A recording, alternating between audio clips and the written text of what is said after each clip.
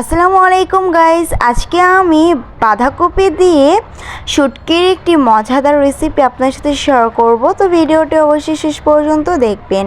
তার জন্য এখানে আমি বাঁধাকপি নিয়ে নিয়েছি, আর দেখুন আমি কিভাবে পাতাগুলোকে কেটে নিয়েছি। এরকম করে বাঁধাকপিগুলো থেকে পাতাগুলো আলাদা আলাদা করে নিতে হবে। আর এখানে নিয়ে নিয়েছি লইটা শুটকি, আর শুটকিগুলোকে দেখুন আমি কিভাবে কেটে নিচ্ছি। একদম সাইডে দিয়ে আবরণটাকে কেটে আমি চিকন চিকন করে পিস পিস করে নিচ্ছি।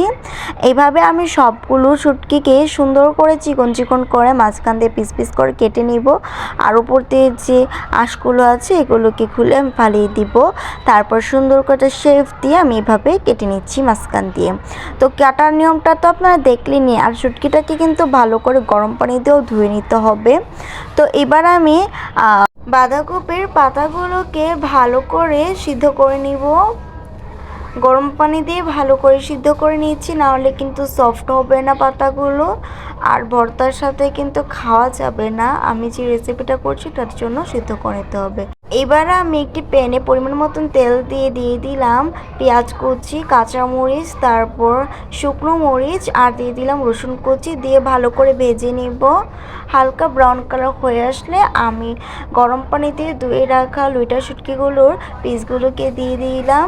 এবার এগুলোকে ভালো করে পেঁয়াজের সাথে ভেজে নিব, একদমই ব্রাউন কালার পর্যন্ত ভেজে নিব। এখন দেখুন ভাজা কিন্তু কমপ্লিট হয়ে গিয়েছে। এবার আমি সামান্য একটু পানি দিয়ে বাকি মশলাগুলো দিয়ে ভালো করে ভুনা করে নেব। তো এখন দিয়ে দিলাম পরিমাণ মতন লবণ, হাফ চামচ হলুদ গুঁড়ো, 1 চামচ মরিচ গুঁড়ো।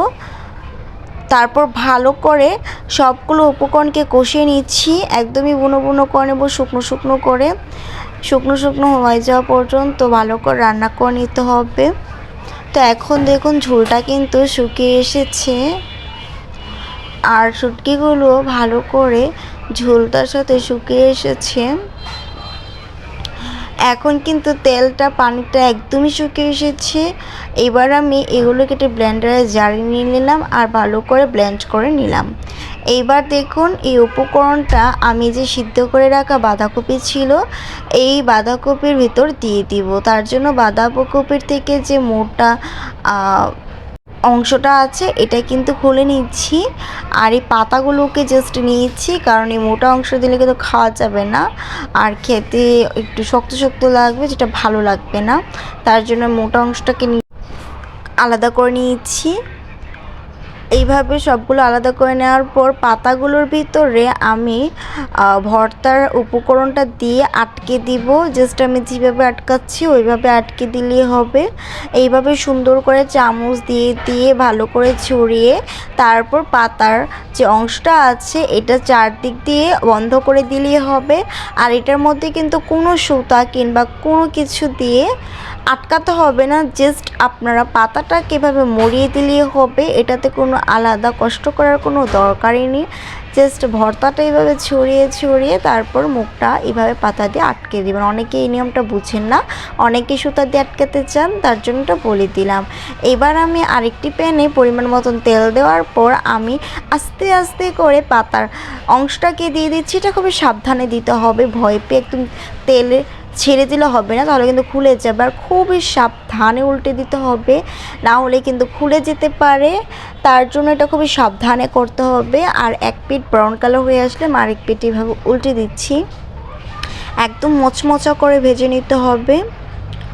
আর একটু সময় ধরে ভাজতে হবে, আর খুবই সাবধানে যেটা বললাম উল্টাতে হবে। তো কিছুক্ষণ ভাজার পর কিন্তু এইভাবে দুই পিঠে হয়ে আসবে, তখন আমি আস্তে করে উঠিয়ে আলাদা একটি পাত্রে নিয়ে নিব। আপনারা এরকম ভাজা হয়ে আসলে কিন্তু উঠিয়ে নেবেন, না হলে কিন্তু পরে পুড়ে যাবে, এটা আপনাদের খেয়াল রাখতে হবে। তো এই তো আমি তেলটা ছাড়িয়ে আমি উঠিয়ে নিচ্ছি। এবার আমি আলাদা একটা পাত্রে নিয়েছি। জাস্ট লুকটা দেখুন কতটাই আমি লাগছে, আমি ভাতের সাথে নিয়ে নিচ্ছি। অনেক বেশি মজার ছিল, এইভাবে রান্না করলে আপনারা মন ভরে খেতে পারবেন। তো ভিডিওটি ভালো লাগলে একটু লাইক দিবেন, শেয়ার অবশ্যই করবেন। সবাই ভিডিওতে নিউ হয়ে থাকলে চ্যানেলটিকে ফলো করবেন। ভালো থাকবেন, আর সবাই দোয়া করবেন আমার জন্য। আল্লাহ হাফেজ।